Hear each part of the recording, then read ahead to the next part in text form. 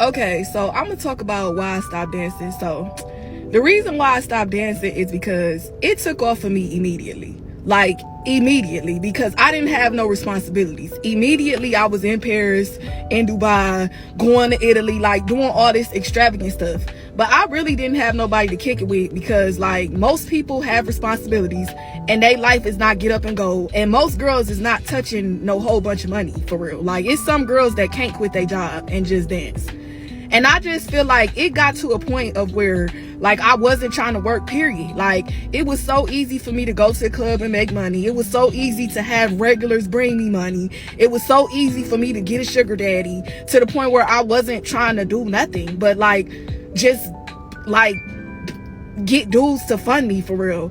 And I don't think it's nothing wrong with getting provided for, but I really just don't want to be the type of chick that's old that can't do nothing but live off a man. I be seeing these old 304s and they be getting pregnant by dudes half their age. They be walking around with Grim Reaper gowns on, got 3 rapper baby daddies, like, just so that they can live off child support. Like, I mean, a lot of people not gonna clock it because they don't know that kind of lifestyle, but that's not P to me. I don't want to be old and can't do nothing but get this rich dude, get that rich dude. Oh, let me, like, not having nothing going on, like, outside of living off dudes. So yeah, that's why I stopped doing it. But yeah.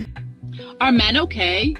I mean, I know the answer to that question, but I mean, like, are they okay as far as, like, having a conversation?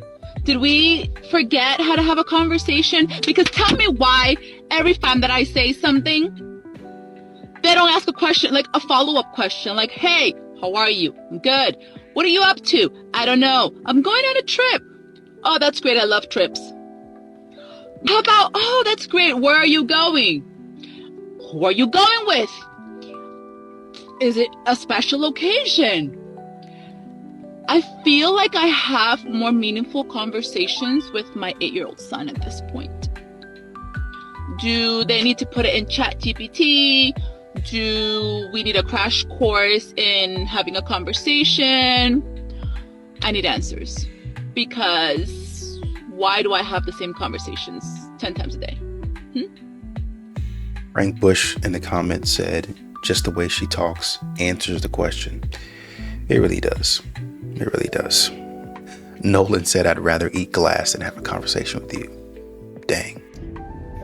You know, I'm starting to look at men and I look at them like, you're so cute, you know? Just wandering around the world like a chicken with your head cut off. It is so cute. I just saw this guy crossing the street with like a big box of something that clearly you're at your max. But the way he had his like fresh Air Forces on, and he had on like high socks, you know, all the way up halfway to the calves with shorts. But you could tell, like, you got good, you look like you smell good. You look like you just got out of the shower. Why your hair still look a little wet? You know, I look at him, oh, you're so cute. You're so cute. Look at you, little critter, doing the best you can. If he was at his max, why didn't you help him? Oh, wait. Because you don't have the strength to. So the man is looking fresh, just got out of the shower, minding his own business. And this is what he incurs. This is what he gets for minding his own business. And y'all be wondering why men don't be worried about y'all. Someone asking if my husband ever cheated. No, ma'am, he's never cheated me out of any money. Right, okay. Getting right to it. All right, then. Hope that answers your question. Uh-huh. I've never been cheated out of any money. God. You asking me dumb question. What will I do if my husband cheat? Nothing. Ah! Here. That's the difference between me and some people. I really wouldn't care what they're doing. Oh my God. I would do the same thing I tell y'all to do. Get more money. Right. That void in your soul, fill it with money. The society needs more people like you. Anyone who allows themselves to be mentored by such garbage. I remember when I got in trouble on this app, y'all was mad at me again for saying, yo, this ain't crazy. When I heard the story about how she knew James was married to another woman and she decided to move forward with it even after her own mother was like, baby, that's wrong, and she ain't care. And he ended up divorcing that woman and marrying her. I was like, y'all. And then when I made my video about it, all the women were like, child, we know. Oh, so y'all just waddling in it, huh? Y'all don't give a... Then I made another video saying, Shira, you know, you getting up there in age. It's time for James to switch you out. It's time for James to switch out like he did the last woman. Gotta find a younger, tighter, prettier thing. Obviously being funny off of the life she lived, right? She had to agree with it. They were pissed at me. I'm like, wait, hold on. Hold on. She actually did that to another woman. And y'all are mad that I'm making a joke about it happening to her. She actually carried that out against another woman. And y'all are mad at me for joking about it happening to her. Brain dead. Does anybody still agree with this lady in 2025? Is she still thriving? Because I don't see her much. There's just no faith. I think after the Shannon Sharpe thing, when I called this a year ago, I said, yo, I could go find a video. I ain't had no hair then. I say she's telling young women to go suck the dust out of old man's nutsacks. Y'all were like, you're so vulgar, you're this and you're that. But when you saw it actually like in action with Shannon Sharpe, you were like, oh my God. And I was like, what? I've been said this is nasty. Now all of a sudden it's nasty. Don't piss me off. This is their king. This is their king. I made a video asking men about the bare minimum, and I got a lot of really, really good and a lot of really, really bad comments. So I decided to ask women, what do you think the bare minimum is for a date? Well, would you be willing to share some insights from men? I have to start clicking disinterested on any video that's talking about a man cheating or all men are cheaters or liars or whatever.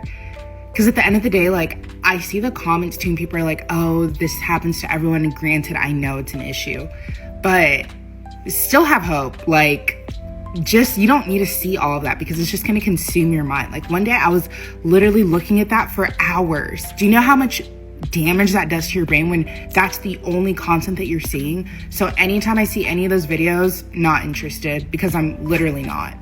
The feminism movement didn't unite women, it split women. I feel totally Wait, listen, 50% of young women don't want to have children. They're really preoccupied with making money and materialism. But we're still looking at a society that is increasingly telling women where they could be better. But sometimes feminism expects women to be prioritized, and both sexes want the privileges without the responsibilities. Can I just add, we are producing women and men who are and I'll tell you what I mean by that. It'll be an interesting discussion. This evolution gave women freedom. But things like the washing machine, women entering the labour force, the pill had enormous social changes. For instance, it gave the illusion that sex consequence-free. But the second wave of the feminist movement was every woman should want free sex. And yet, 82% of young women are depressed and anxious after casual encounters. Or every woman should want to go out to work and leave their children in daycare. But we are doing terrible damage to our children by putting them in daycare. This strain of feminism has basically aspired as much as possible to make women like men. And now gender roles are changing. And we've gone so far, so we have women dominating men. How are we dominating men, though? Oh my goodness. 60% of college students are women. That's not us dominating men. No, let me finish. Young men are afraid of women and the power they have over them. Oh God, to blame feminism for those things. I mean, it's insane. But there are solutions. I'm just going to jump in there and talk about a report that came out in 2025. And this was really shocking. What are your thoughts about this? So there's a woman, Shelly, nail artist, in the comments that said they purposely got women in the workforce to break up the family and disguise it as feminism. A broken family is easier to control. Now women have to work to make ends meet because everything is so expensive. And that's even if they have children and are still with the father. Yep. Which is another point. Women are choosing not to have children only one because everything is so expensive.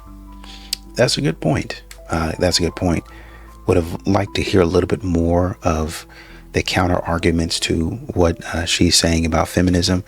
I do agree that there are some things that women, probably needed to have the right to vote, that sort of thing.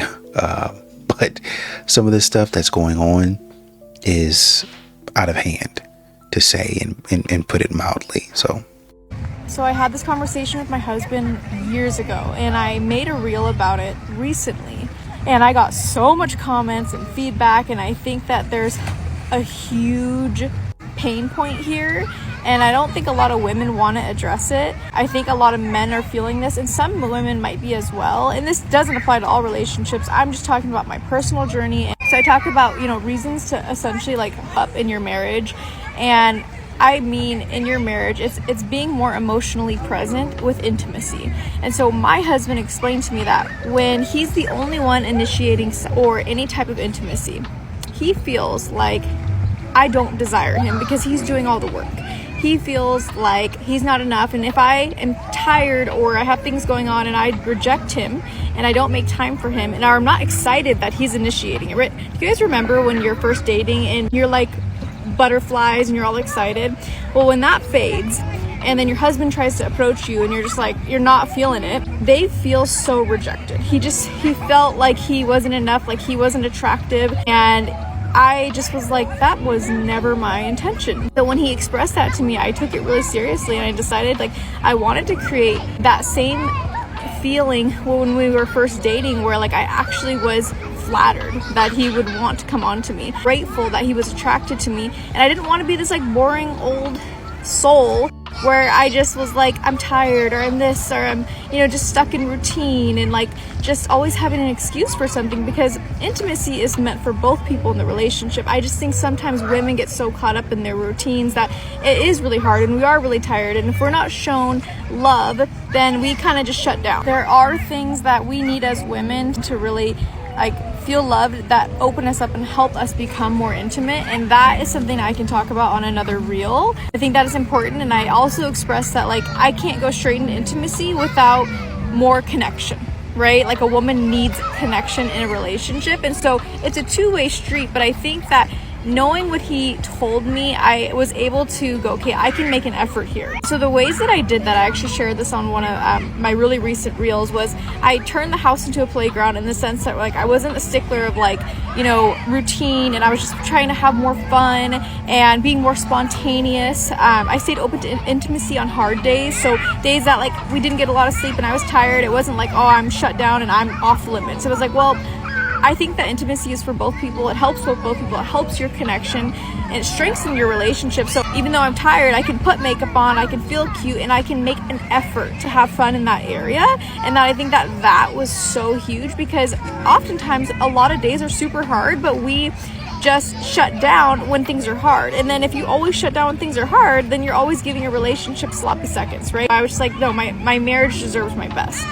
I am not kidding you guys. My husband walked different, talked different. When I started to approach him and started to be way more present in that area, he was a different man.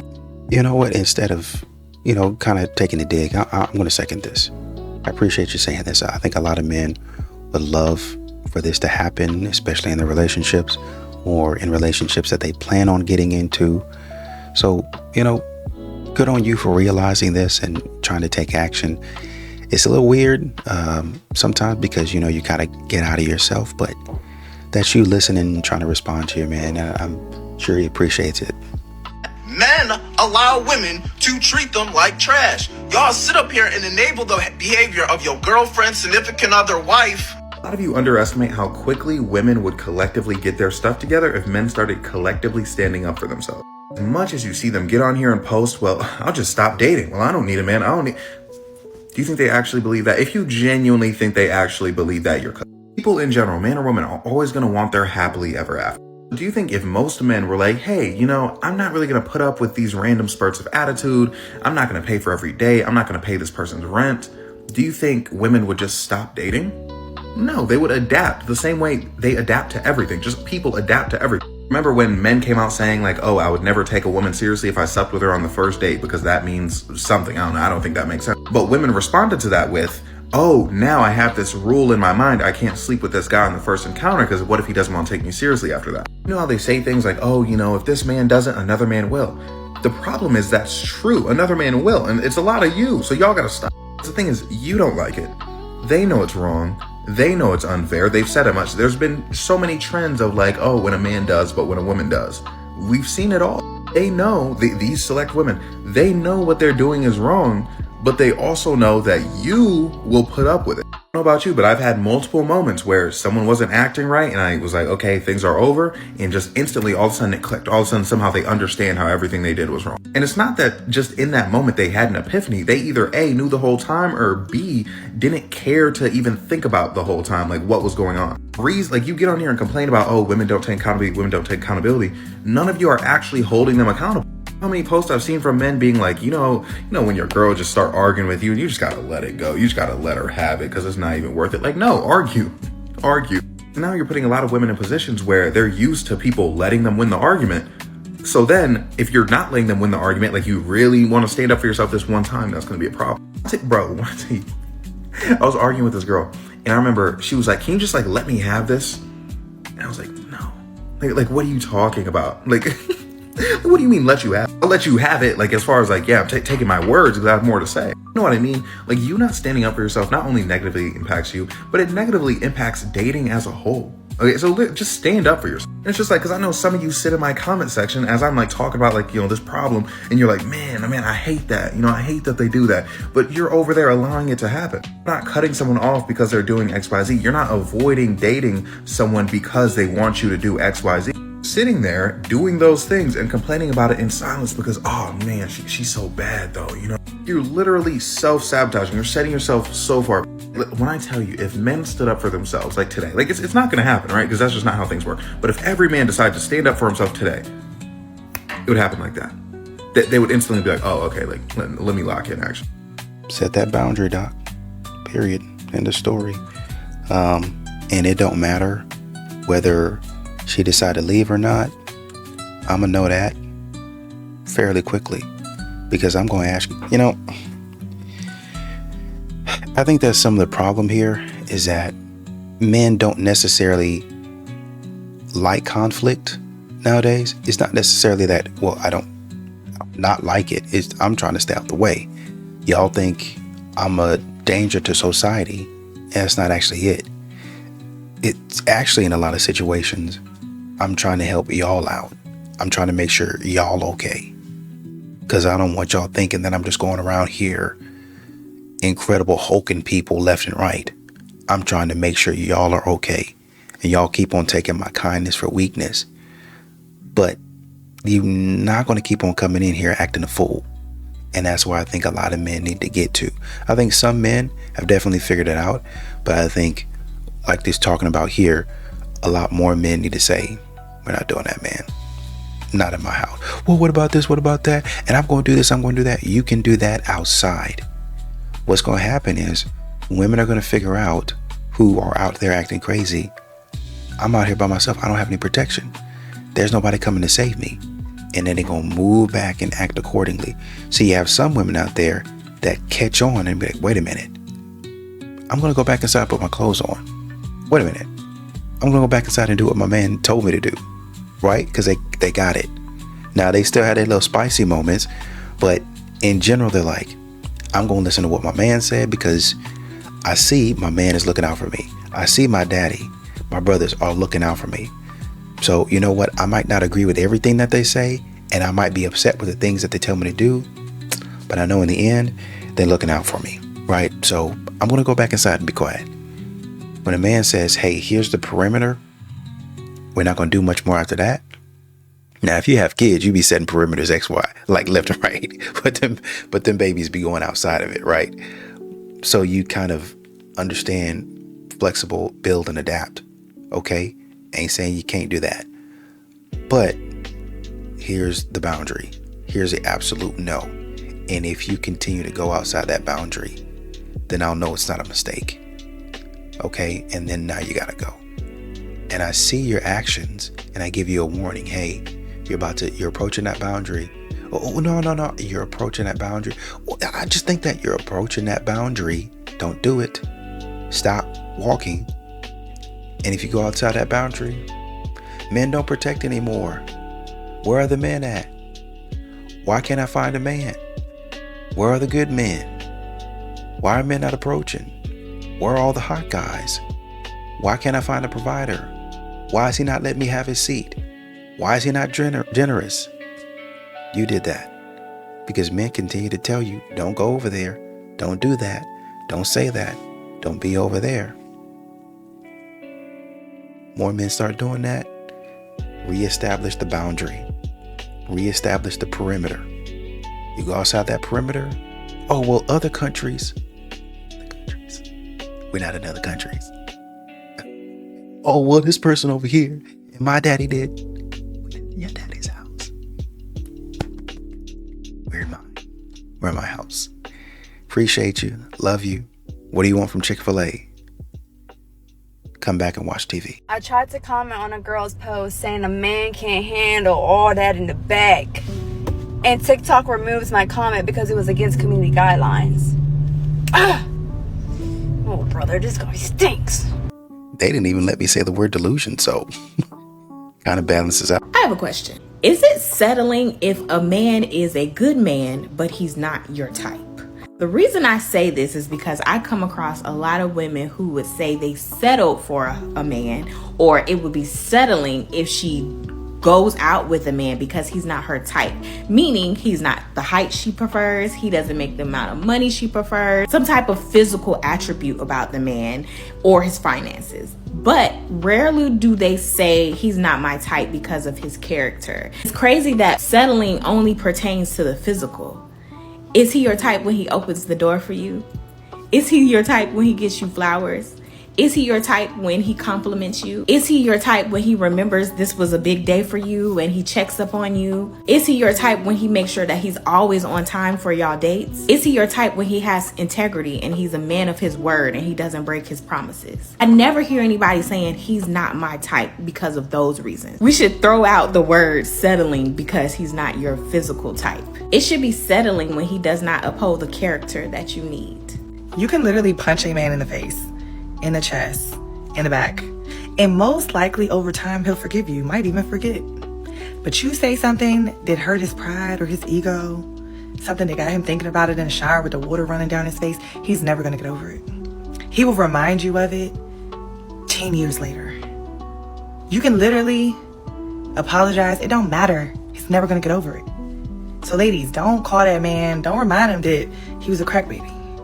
Don't say that. It's like, no, I never said that. I never called a man a crack baby, but I probably would. I'm just playing. Marv B. the Kid said, punch me in the face, and I might throw a dirty laundry basket at your face.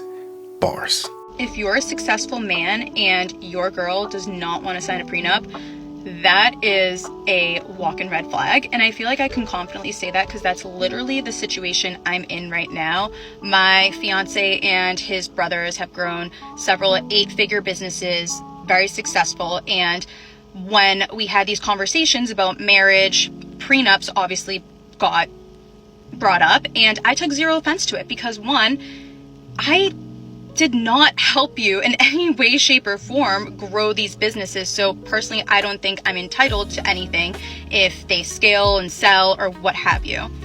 2, every single female that marries into this family has to sign a prenup. So I'm not anything special, or they're not like targeting me or anything. It's just the way things work in that family.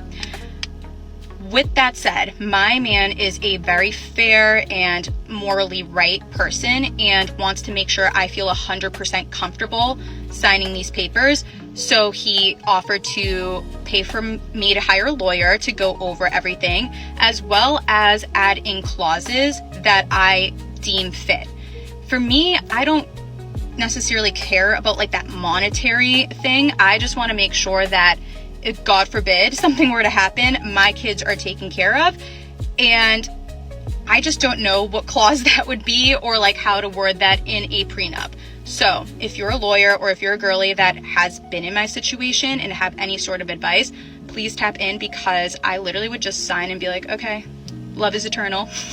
Somebody in the comments, Cassie James, I'm assuming this is a woman, said, I own 15 houses. She had $130,000 in debt. We split, get a prenup, period.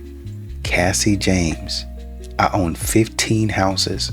She had $130,000 in debt. We split, get a prenup. Whew. Goodness. A woman posted a video and she was asking like where all of the women in happy relationships are, where all of the happy women in marriages are, and if we are gatekeeping our husbands and gatekeeping our relationships. And the answer at this point is like yes. I did not used to, right? Like, if you've been following me for a long time, you'll know this used to be a relationship account. Like, this used to be me and my husband. It was just an account about us. But like, after some time, it gets exhausting. And I don't mean it gets exhausting between the two of us. I mean, it gets exhausting between other people's comments. No matter what we did for each other, no matter how well we loved each other, there were always negative comments. And it's exhausting. He could be doing one of the most like hardest things in the world for me, and somebody would say that's bare minimum. I could be loving him in the way that he is asking to be loved, and people would say that I am not doing enough for him. I mean, you cannot win on this app. After years and years of that, I just got tired. I got tired of dealing with negative comments, and I don't want to anymore. And I can only block but so many people before I lose my mind. So instead, I just switched to book content more. And like, yes, I still have my husband around, and when he fits into like the theme of the video, I'll still have him around. But like, in general, yeah, I'm gatekeeping my relationship. I'm gatekeeping my husband now. Good looking fella back there. But so many times, some of these ladies, they don't want to do the work. Kevin Samuel said they sit at the finish line and they pick the winners. This guy is already winner by the fact, in some ladies' minds, that he's already been picked. So instead of me doing the work to find somebody else, I just come in here and take your husband. Why is it when it comes to biracial couples that when I see a black woman with a white man, it's a bad, like, this girl is bad, there's not a black man that would pass on her. But when it's a white girl and a black guy, 80% of the time, that black dude be dusty as hell. Any black woman would pass on him for real. It's like, you safe, sister. We wasn't looking for him anyway. I feel like white men genuinely, when they like black women, they genuinely like black women. They don't care how dark you are. They don't care about your afro, how curly your hair is. They don't care. But when it comes to the white girls, I don't know. I feel like not all of them. It's not all of them. But a lot of them relationships, they be together because they want mixed kids, or the black man is with that girl for convenience and because he knows he can get away with a lot more 90% of the time. The white girls are the seasoned. Y'all not in this conversation, but y'all know who I'm talking about. I think somebody in the comments pointed out an actress that wasn't particularly attractive, and a woman in the comments said she's top tier in mindset, and I'm sure he is too, so that's why they're a good match. So a coping mechanism. So you say more stupid stuff, and then when somebody points out what you're talking about is stupid, then you say, well, I'm sure it's fine because of another thing that happened. Reverse daddy issues. That's what she said. She says she has reverse daddy issues. It's one of those things where, like, if you don't pick up the phone in the middle of the night, that's weird because her daddy would. If you don't do something a certain way, yeah, her daddy does it. If you don't want to do certain things for her, or if you don't treat her a certain way, that's off because her daddy. And, I get where she's coming from with trying to, talk about how she had an exemplary dad. And listen, I'm here for it. I love it. But I do just want us to keep perspective, because this is not something unique to her. This is something that a lot of women do. You almost weaponize your father against who should be the next man who is responsible for protecting and looking out for you. Keep in mind, if a man were to turn around with that same energy and compare you to his mom, and everything you do isn't good enough because of his mom and how he grew up, you'd be talking about how he's a mommy's boy and how he's still on the teat and how he's not growing up and he must be on her skirt. And like, you would be talking about how this is a weird relationship. So as much as it's great for you to have a healthy, happy relationship with your father, let's keep in mind that there are boundaries and restrictions on comparing people, especially to your parental figure, because that is not a fair place to start. Good morning. I just got back from my morning walk with my doggo, and I just wanted to share this interesting podcast that I listened to while I was on the walk. Connor Beaton is this guy. He wrote a book and has a podcast called Man Talks, and today he spoke on the decline of men, or why men seem to be failing. Within about the first 5 minutes, you kind of get to the real juice of the podcast, although it's only 20 minutes long, so definitely listen to it. It was essentially saying that women, maybe society in general, we're kind of like in this space where we don't need men anymore. We're not relying on them anymore. And therefore, what we're doing is kind of negating a man's purpose.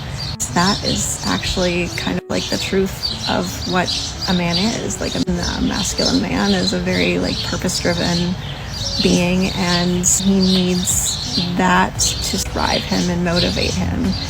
We've fallen into a society where we feel like we don't need men, that they don't really have much of a purpose for this.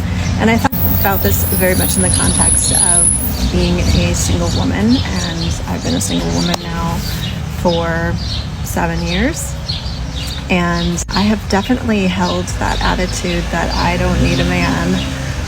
And in some ways, like, our society has been crafted around that as somewhat true, but I think it's been somewhat of a self-fulfilling prophecy that actually, like, we need really good men, we need healthy masculine men, I need a man. And yet something's amiss, right? He also gives the example that 75% of therapists are women, so it's a very women-dominated field, and yet we keep saying we want men to go to therapy, and yet where are the male therapists that are there to serve a man for his specific mentalities and life challenges? I also thought about this in the context of boys, how we are raising young men and boys. I have 2 of them, 15 and 9 years old. And I do think, and actually I've worked in education, particularly early childhood education, and already started to see evidence of where we were failing boys. Just in my own context, preschool, early childhood, I think we sort of ignored the fact that boys are very physical learners, and we were crafting an environment that did not allow them to move as much. I just wonder a little bit. We are kind of stuck on putting boys in this kind of statics, and then we're wondering why they're not learning as well.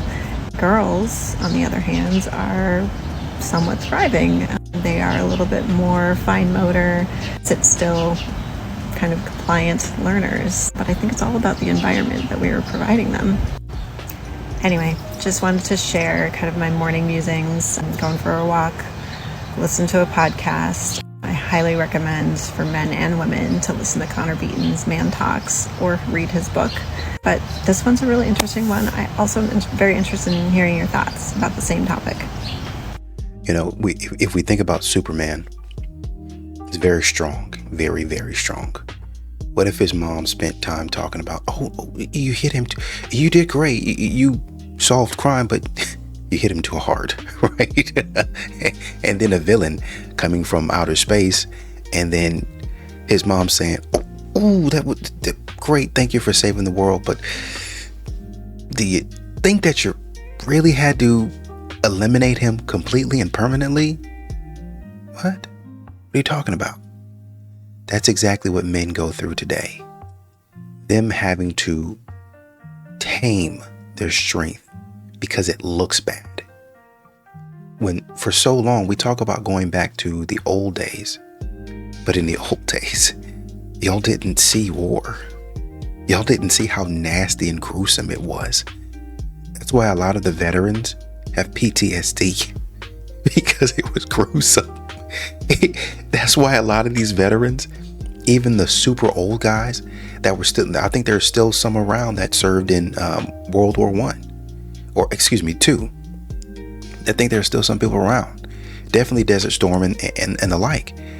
Those people went through stuff. I remember my old professor, I think he went to Vietnam. He was old at that time. He was probably, in his early 70s, maybe. At least late 60s, early 70s at that point in time. That was probably 20 years ago at this point. Talked about Vietnam and his, kind of his disdain for it, and Every single time we got on that topic, he didn't like it. And it would be him bringing up the topic. But that type of thing that he carried all the time, that he complained about all the time while trying to educate us and prepare us for a better future, that's something that he had to sit with. That's things that men don't tell women. They just carry them. Well, we don't need you guys. Y'all ain't doing nothing. Y'all are this, y'all that. And they don't say anything. They just shut up, continue to carry it, and keep on with their job. Even though not only are men dissatisfied, they're extremely dissatisfied. And y'all don't really understand that, because a man will never say anything. He'll just continue to do his job. So y'all can get up online, do these think pieces and listen to podcasts. And it was really insightful. And it made me think you should have been thinking 50 years ago. To be quite frank, to be honest, you should have been thinking this whole time. And that's part of the problem. You're not thinking. You don't care. That's what men keep saying. Well, I'm raising a boy that's 15 and 9. Fantastic. And now you see why in single father household, single dad household, it's similar to a 2-parent household. Because while you're sitting up here talking about, do we need this? Do we actually want to do that? I don't know if that's okay. You hit the nail on the head. There are a lot of therapists that are women. Doesn't mean they're bad. Doesn't mean that they're not trying to help. It's just the method and the way that they help doesn't necessarily all the time fit what a man is going to need. A man needs to learn how to hone his strength. He's got power, whether he realizes it or not. Once again, just finished watching the movie with my wife, How to Train Your Dragon, that little whatever it was in theaters, right? Took her to go see that. About a young man trying to figure out how to tame a dragon and save the entire town. But people were crapping on the man, trashing the man. And he had to learn how to go off on his own and build his strength. While y'all sitting up there, oh, great job. Go, girl. You did great. Oh, she's going to be the next chief of a town. This man's in the woods, not only figuring out how to stop a beast, but how to tame it and live with it and weaponize it. While you trying to eliminate it, the man has to literally playing with fire. He's literally playing with fire. That should be a great lesson for you to see. The man is literally playing with fire. And you're, oh, well, did you have to do that? Oh, but I don't know if it's... This is what men have to deal with. The expectations of the reality of what it actually is and taming reality. And then also your little feelings about what reality is. So now's the time for y'all to start realizing, hey, actually need a man to do this. Actually need a man's strength. And not only need a man's strength, but start seriously respecting a man's strength instead of trying to demonize it. Oh man, he just too strong. He just do that. Respect and use a man's strength as you want a man to respect and use your femininity. I really need help. I'm supposed to go on a date with a guy this evening. It's currently 2 p.m. He told me 2 nights ago that he was going to pick the restaurant and then let me know. No word from him yesterday. I texted him and I was like, hey, like, do you know what time we're meeting? Just to kind of like bump him to like at least pick a location and then a time. Everything up to this point has been great.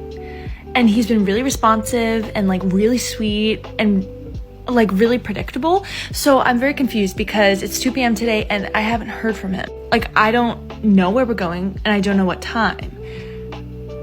So I'm like, are we just not going? Like, is he just trying to like ghost me right now? If he is, okay. But like, I don't know. Do I text him again and be like, hey, what's the plan? Or is that really humbling since I already texted him yesterday? Like, I don't really know.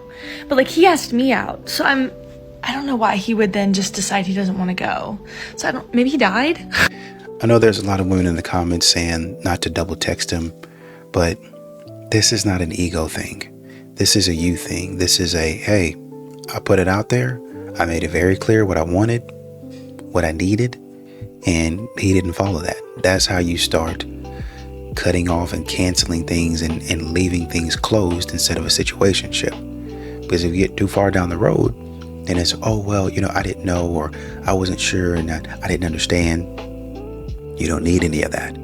You just need to say, hey, I didn't hear from you, so I was kind of wondering if we're still going on a date. If not, that's fine. I know people get busy, but just let me know. And really, the let me know is kind of a closed sort of thing. Because if they text back, you can at that point in time say, hey, I just really thought that, somebody that says, hey, we're going on a date, I was really looking forward to that. But, if you're not ready, then that's okay. And, hope you have a good life or whatever it is. Hope you have a great day out there or something like that to end the conversation. And if they keep on texting, just block the number. And that's it. But most guys get the hint and just leave it there. Don't go into no situationship or, well, maybe I this and that, unless there's some extenuating circumstances or mother passed away, something like that. But even at that point in time, you're looking for communication. Hey, something came up, mom passed away. Sorry, can we reschedule or something like that? Or the next day, hey, sorry, meant to text you last night. Something terrible happened with my family member. Been at the hospital all day and all night. Can we reschedule? Really sorry about that. When's good for you? Or if not, I understand, that sort of thing. And give a little space there. Or you can have a conversation and say, hey, what happened out there? There's multiple ways to go about this, but to boil it down, it all centers around communication.